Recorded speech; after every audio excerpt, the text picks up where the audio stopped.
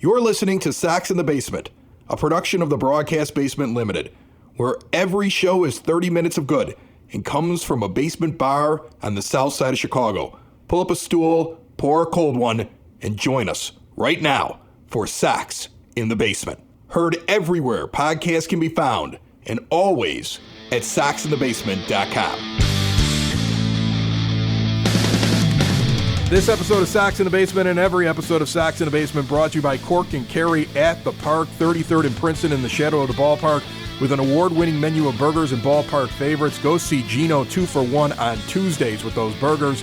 And do not forget about the rotation of craft beers, familiar favorites, spirits, and wines. And the other location over at 10614 Southwestern Avenue, the traditional Irish bar in the Beverly neighborhood. See more at corkandkerry.com. That's a weird way to say it. You can tell that I've had a long holiday season. How was your Christmas weekend, my friend? My Christmas weekend was good. it was good. It was Christmas goes every year kind of how I expect it to go, which isn't necessarily a bad thing. It just right. At this point, I kind of miss the wonder of Christmas as a kid when you were looking for something like there's going to be a real surprise under the tree for you, or you sort of had that magical feeling. Like my Christmas tree this year, my kids only decorated up to like the top third of it, and we never got around to putting any ornaments on the top third. Like the star was there, but there was nothing underneath it for about a good 9 to 12 inches of tree. Well, they're short. Yeah, exactly. Yeah. And they didn't, and my wife was with them when they decorated. She's also not the tallest, so they couldn't reach. Half my neighborhood doesn't have their lights on. It was nice. Like the kids were in a good mood. They were super excited. They were happy with everything. Went to a couple of family parties and everybody was happy and having a good time. And that's all you can ask for, right? I got to see what it's going to be like now here in the future. Now that we're going through the divorce over here, and I've had the kids basically the whole time, and then to have my daughter just kind of step up with everything she did over the weekend. I mean, everything from baking cookies to she surprised me with a few things for the holidays. There was things in the stocking that I didn't expect her to go do. I told her, I'm like, you need a better job for the money you spent on Christmas trying to make Dad happy, and fill a role that really I don't expect you to fill. But she's 18 and she's trying to take over here. She's like, all right, I'm going to do all the stuff to make sure it's a good holiday for my two younger brothers and make sure my dad is happy. She had special Christmas pajamas worked out with my mother for me. Like all these little things she stepped up and did. And I thought it was really sweet what she did. And I think we had a really good holiday and everybody was, happy with family. And when I got to the end of it, I collapsed and slept a lot. I think I'm on something like 16 hours of sleep right now. I've had too much sleep. I don't know what to do with myself, the amount of sleep that I've had leading into this show. I wish I had that problem of too much sleep, but okay, Merry Christmas to you on that one. I collapsed midway through the day yesterday on Christmas and then just did some sleeping and then was moved from the couch to the bed and I continued my sleeping. It all came on at once. I think I got to the end of the holiday season. It was like I made it, I survived, I did everything I needed to do, and the body gave out on me. So now I'm wide awake. It's called parental decompression. Yes. And right? I'm wide awake and I'm looking at this week and I'm saying, come on, White Sox, do something. That's where I'm at this point. I'm seeing Kevin Kiermaier get over $10 million for a year to go play some baseball and play defense in the outfield. I'm like, all right, we're going to have to go out and sign a right fielder because I don't want to see Gavin Sheets. We're going to have to figure out a deal here at some point. I saw what they asked for reportedly from the Reds for Dylan Cease, and some people are saying that's way too much. I don't know. I was okay with that ask. My only problem with that ask, there was a lot of pitching in there, and I don't know why they need pitching because it feels like they got a lot of young arms, and they added to that at the deadline that just this past season. So they should be looking for position players, and they should be looking to bolster their minor league system and those guys that are right there, ready on the cusp, ready to get going and be at the major league level at, say, second base and other infield positions and possibly in the corner of the outfield. And like that's what I want to see. Defense and hitting far more than I want to see more arms. Now they had a little bit of that in the reported ask that they had for the Reds for Dylan Cease, that the Reds were like, oh, that's way too high of a price. But one, I didn't think it was a high price. Again, my only concern was a lot of pitching in there. Do they really need that much pitching? Well, I got two thoughts on this, so try and follow along on both of them for a second here. One is that I think sometimes you give a ridiculous ask to a team where you don't really like the guys you're getting back. Not that they dislike them, not that they're bad players, and I don't want to get into an argument whether or not they're good or bad. But when you're not getting exactly what you want, you ask for quantity, okay, as opposed to just asking for quality. So some of that may be just looking at the Reds going, I'm not sold, and honestly, I'm not sold on Reds pitching prospects either because they haven't exactly been flush with guys coming up and really proving themselves in the bigs, okay? Here, let me read what way they had, because then if anybody missed the names, right, yeah, I think this is interesting. So what supposedly what the White Sox were asking for Dylan Cease was Rhett Lauder, who is the number 2 prospect in the Reds organization, right-handed pitcher who's an A-ball.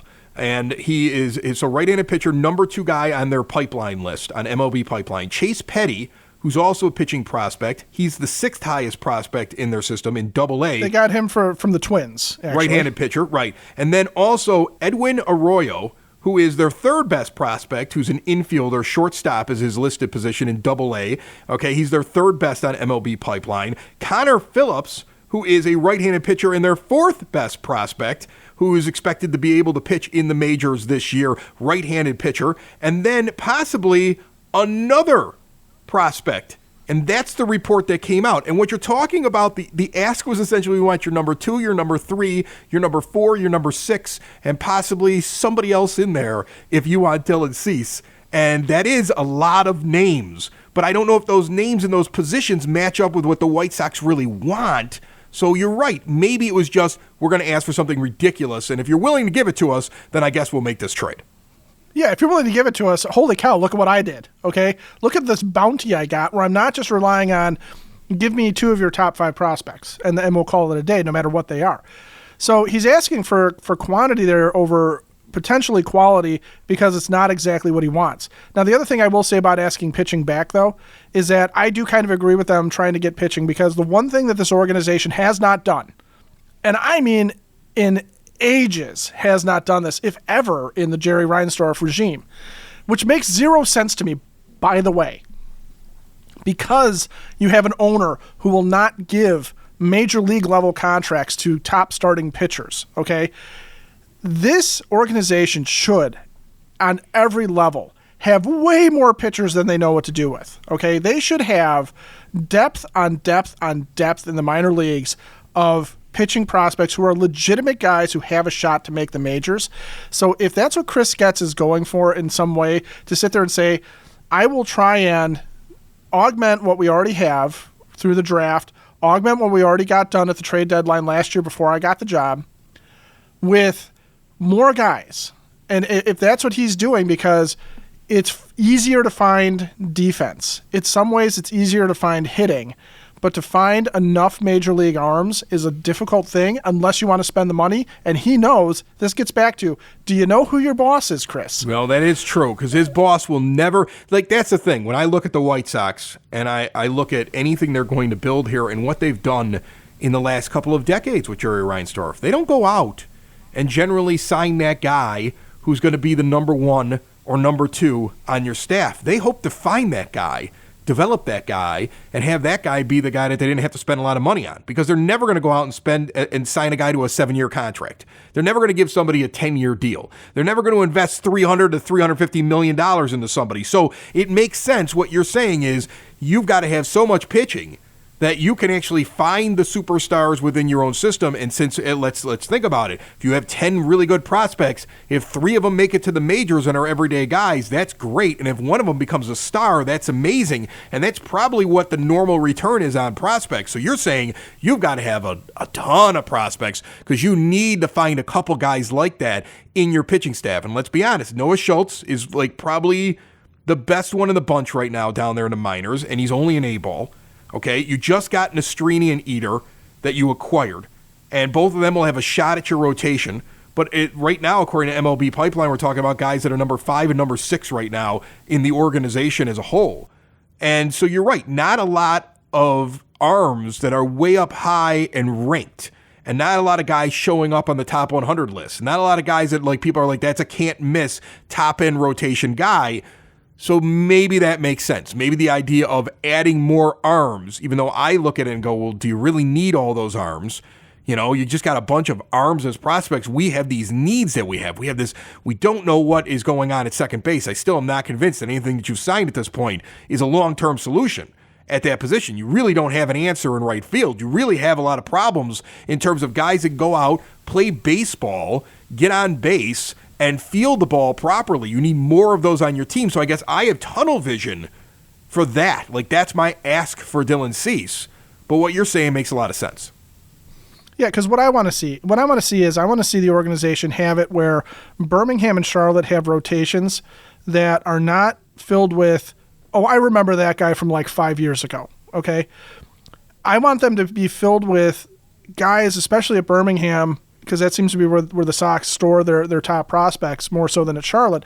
But I want both of those rotations to have a few guys in them that are even blocked by what's in the majors, where we're sitting there going, this guy probably deserves a shot, so he's waiting for an injury, or he's waiting for a guy to leave in free agency, or he's waiting for them to trade him to get somebody back that can fill out right field, or can fill out left field when Benintendi's gone, or can fill out third base in a couple of years if you don't have anybody there. Fill out catcher if Corey Lee and Edgar Caro don't work out.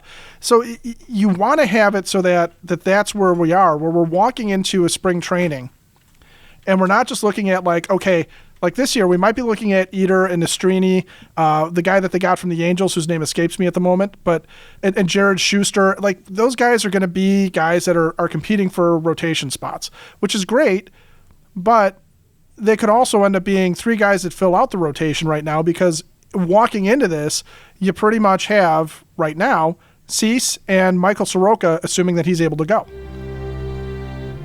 If you're looking to add insurance to your corporation, let's say you want to make sure that your employees, even if it's a small company, have some insurance, now's the time to reach out to Butch Zemar and Elite Benefits of America. Butch is going to get a playbook made up specifically for your business. It's really easy for him to do it. He doesn't even charge you for it. And then he's going to sit there and explain to you, this is what you can do within the budget that you have to make things better for your employees, save some money on your end, and retain those people that help you get things done on a day-to-day, year-to-year basis. If you're getting insurance on your own, if you're insuring just your family and yourself, reach out to Butch as well. He can help you.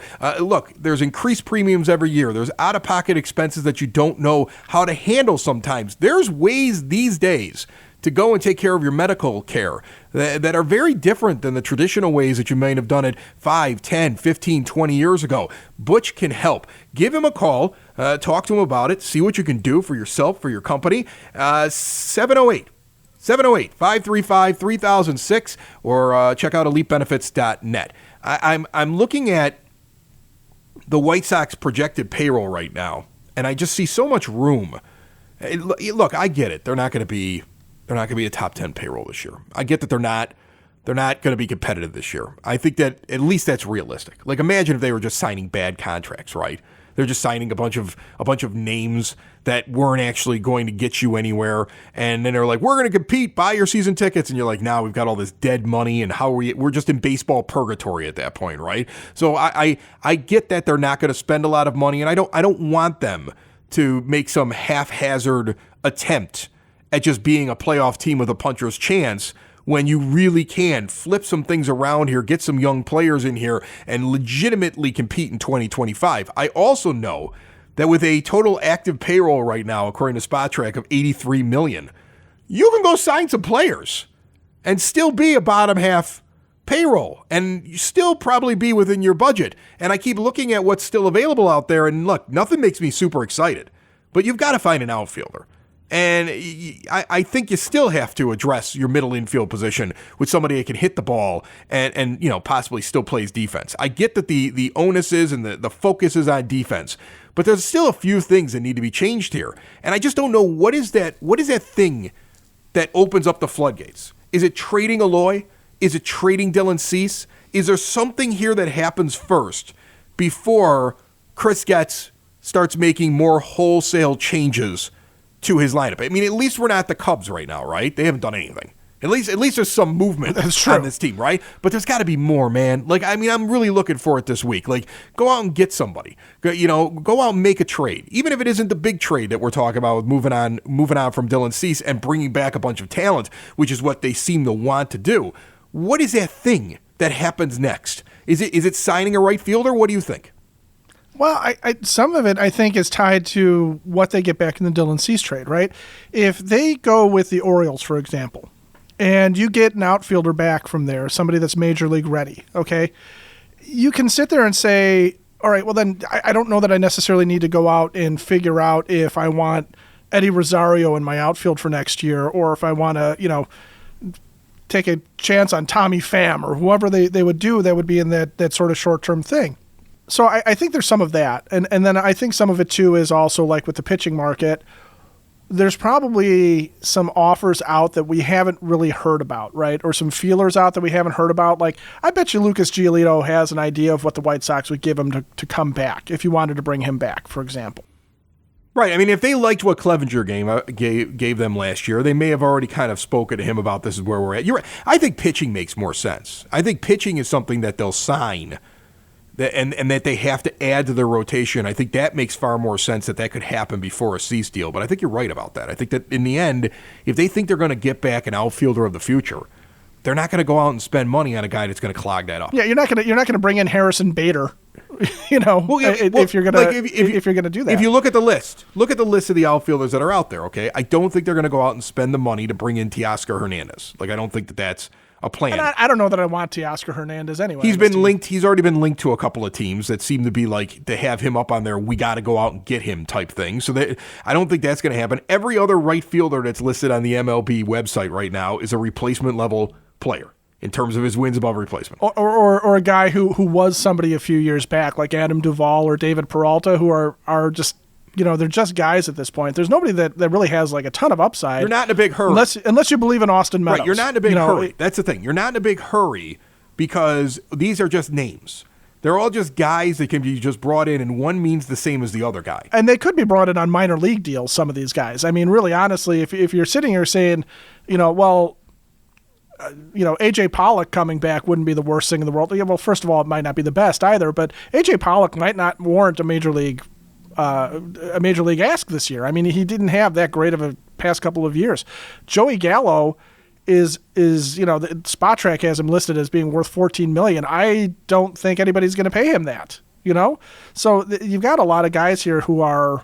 Adam Duvall at this point he's just jumping from team to team, anybody that'll give him a shot. So you're going to have opportunities for an outfielder, I think. Or, Whit Merrifield's still out there. Oh. Well, that's the thing. Like, here's the thing. Like, when I look at all the names that are out there, I go, okay, fine. Here's what I would think. If I have to put myself in the mindset of Chris Getz in the front office, I think you're right. I think the idea is, first off, they want to make the Cease deal to see what they get back before they start signing some of these positions. Like they have a backup for everything, I think, at this point. Like, worst case scenario, we'll grab a right fielder off of the scrap heap late in the off season because they're all pretty much the same thing, right? We'll just go get an experienced guy to go play out there because at some point the music's going to stop and there's still going to be guys looking for a chair.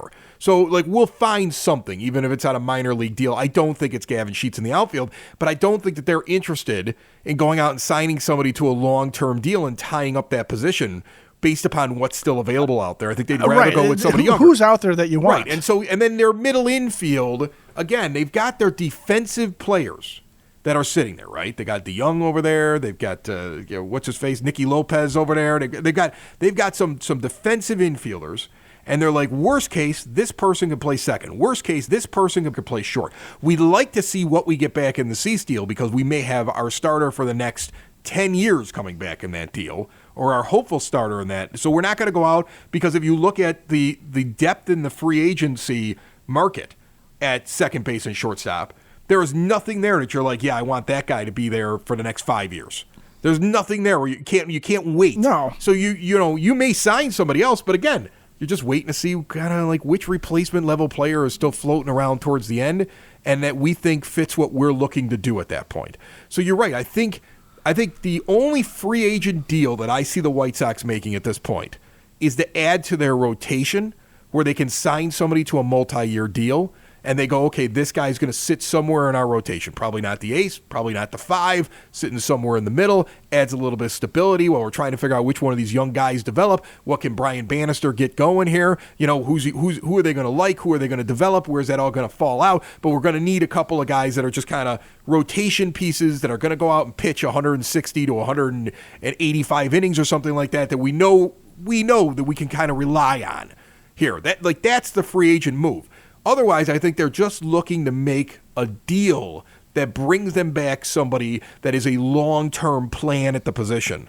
And otherwise, if they get to the end of the offseason and nobody has paid the price that they want for Dylan Cease will be starting opening day, and they will go fill in with players, and they'll be making signings in February for guys that are going to be starting for this team. That's the backup plan, because they don't want to commit to anybody that's not a long-term thing, and they're not going to give Dylan Cease away. I think the best scenario, though, for the White Sox is that they find I think the best deal they're going to get is going to happen this offseason. I would not go into the season worry that Dylan Cease looks more like the Dylan Cease that we saw when he was doing badly last year. All right, because then you're going to lose value on him, and I think the closer he gets to that 2 years of control running out, value decreases on him as well. I think he's at his top value, and I think you have a game of chicken at this point. Teams that know they want him, know they need him, who don't want to pay the price, and Chris Getz pretending like he's just going to keep him for another year. And I think that's pretending too, because I just don't think you get as good of an offer 365 days from now. I don't think you get as good of an offer at the trade deadline. No, this is the time, and everybody sort of knows that too. But again, there's a game of, like you said, there's a massive game of chicken going on with Chris Getz. And it's really, chicken may not be the right metaphor. I think this is a poker game, okay? Everybody has a sense that Chris Getz is holding a winning hand. The question is there anybody that can come up with the cards, right? Like, maybe it's not poker, maybe it's even more blackjack, right? Getz is the dealer, and Getz is showing a 20. The question is, does somebody have the 21?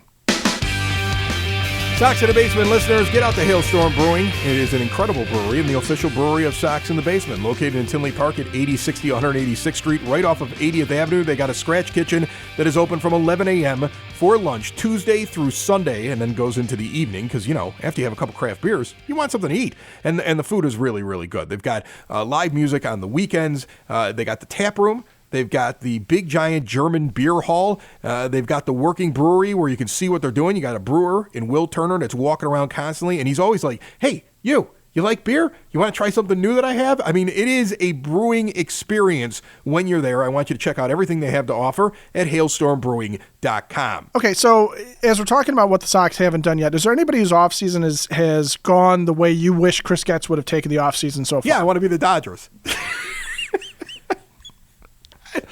That's easy enough, yeah, right? But here's the thing. You're right. There's a lot of Major League Baseball teams that have done nothing. They really haven't done anything. And there's a lot of Major League Baseball teams that I think are like disappointing their fan base. I bring them up all the time because we got a guy on this network who runs a Pirates podcast that I'll jump on and talk with. Not this week because I was like, I don't even know what's going on with your team. I need a break. It's the holidays. But the Bucks in the Basement podcast covering the Pittsburgh Pirates. And their offseason isn't going the way that they expected it to go either, right? They brought back Andrew McCutchen because the owner loves him. It's like one of those things. Like and Martin Perez. Where are you going to put congratulations on that one? The Perez thing, I think they did it because they need to start having some pitchers that they know that they they're going to sit in their rotation. But, I mean, I'm glad that I don't have the names that they've gone out and gotten and put in their rotation. Like, I don't want Martin Perez. I'm glad that I don't have, what's-his-face from Seattle that they brought over there, Gonzalez. They got him, right? What is his name? Why can't I not remember his name? They picked him up in a trade. He went to the Braves, and then after that he was Marco Gonzalez. Gonzalez, right? A couple of years ago I'd want Marco Gonzalez. I wouldn't want him now.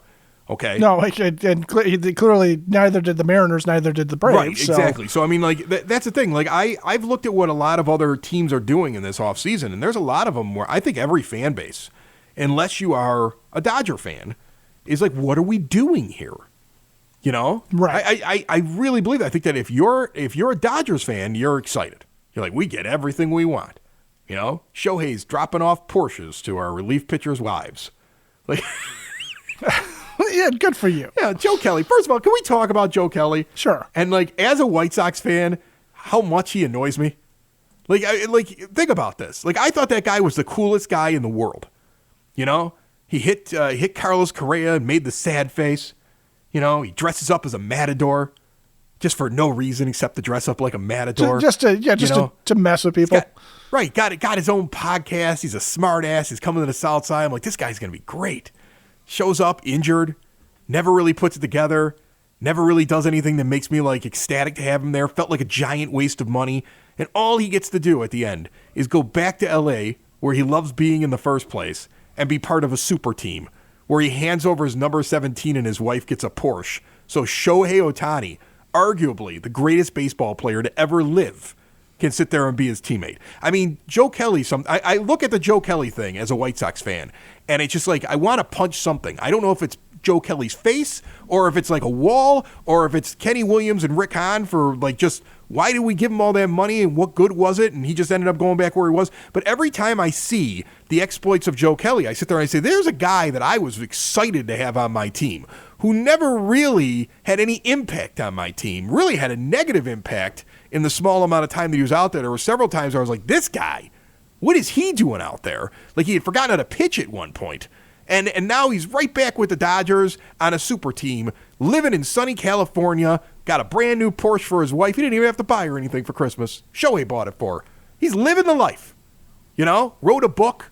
I mean, like, that guy's living a life. And I'm like, man, he did not work out for me, though. Do you think I'm the only White Sox fan that hears Joe Kelly's name and kind of cringes and goes, that guy? No, I honestly think that going back since the Rick Hahn fold and redo as whatever rebuild he wanted to, whatever craptacular thing he decided to do to this franchise, I think every single major league free agent brought here under the Rick Hahn and Kenny Williams regime, when Hahn was the GM, I think is going to be cringeworthy for White Sox fans for years to come, because we can look at the exploits of Yasmani Grandal, who has one of the weirdest offensive years ever by anybody, because he doesn't hit anything except home runs and take walks for an entire season. We have the whole Dallas Keuchel, I'm the greatest pitcher in baseball thing, or I'm the best pitcher on this team anyway, and look where he is now. We have Joe Kelly. You have Kendall Graveman to a certain degree. You know, really, other than Liam Hendricks, who, if he hadn't gotten cancer and gotten his arm hurt, would have probably gone down as a guy that the Sox would have maybe wanted to even hold on to just for the goodwill alone of having him on the team. Really, there's nobody that you can tell me that they've brought in since taking the team apart that everyone's going to sit here and love. Because even Andrew Benintendi, who I don't necessarily have a problem with. Yeah, but a lot of people don't like him. A lot of people hate him. Yeah.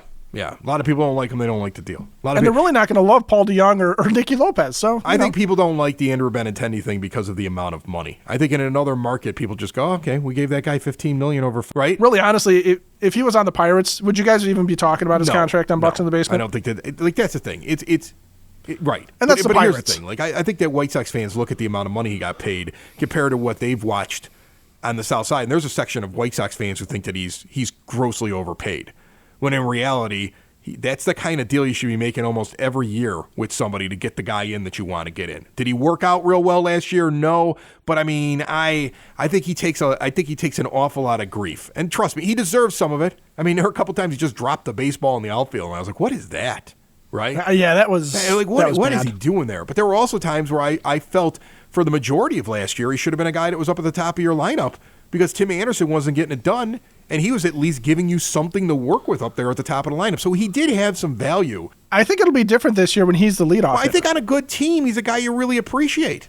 But I think when everything's going bad, he's just another guy that you go and you blame things on. So I'm really curious as to what his career with the Sox will be like for the next 4 years if he plays out that entire contract with the team. You bring up Grandal, and I had to look at the catchers that were signed this offseason, because I know he hasn't gotten anything yet. I mean, how the mighty have fallen, Yasmani Grandal. Remember what a big pickup that was for the White Sox, right? Like, he didn't retire from baseball. Just nobody's interested. And I find that to be just so interesting. Like, you would think he's going to end up somewhere, but I mean, he's going to have to swallow his pride a little bit, because I don't think anybody's going to give him any money. No. It'll be interesting to see what happens to Yasmani Grandal. Well, I also find it really interesting when you look at some of the names that are sitting out there in free agency, and I haven't heard like a sniff. Like, these 3 teams are asking about this guy, or there's like I haven't heard anything about TA. No, right? Have you heard any team interested in Tim Anderson? I haven't heard a peep about Tim Anderson being signed. Not a peep about him. There's 4 guys that have come off the board at the shortstop position, according to MLB.com. But I haven't heard a thing about Tim Anderson floating around out there. So I mean, there's other names that are out there. I mean, there's different guys that are kind of still out there in the free agency market that I would think teams really want. Like Rhys Hoskins is somebody that somebody wants at first base. Absolutely. Okay. Yeah. I haven't seen anything happen. I would think Matt Chapman's getting signed by somebody and he's going to make a lot of money, but I haven't seen it really kind of floating around out there as to what's going to happen with him. Justin Turner as well. Another guy that, like, you figure somebody's going to sign him and pay him some money. Yeah, and you haven't heard a whole lot about them, or and there's a lot of pitchers that fall into that you figure are going to end up on a team somewhere. But I mean, I'm surprised that Lucas Giolito. I mean, I know Lucas Giolito had some rough patches there, and maybe the book really on him is, well, if he's not with the White Sox, he's no good. In which case, then he might be. He's going to be a White Sox. He might be involved in that blackjack game. He's going to be signed with the White Sox. You watch. Like by the end of the year, he'll be back. Like that could be his problem. I wouldn't. I mean, if he pitches like he did when he was with the Sox, I wouldn't have a problem with that. As long as nobody sits there and goes, "Well, he's our ace." No. And that's the other thing. I think that there's guys like him that are out there that they're going to get to a point where they'll be like, fine, I'd just like to pitch for a year, maybe a year and an option, and try to rebuild myself because I want to go make money.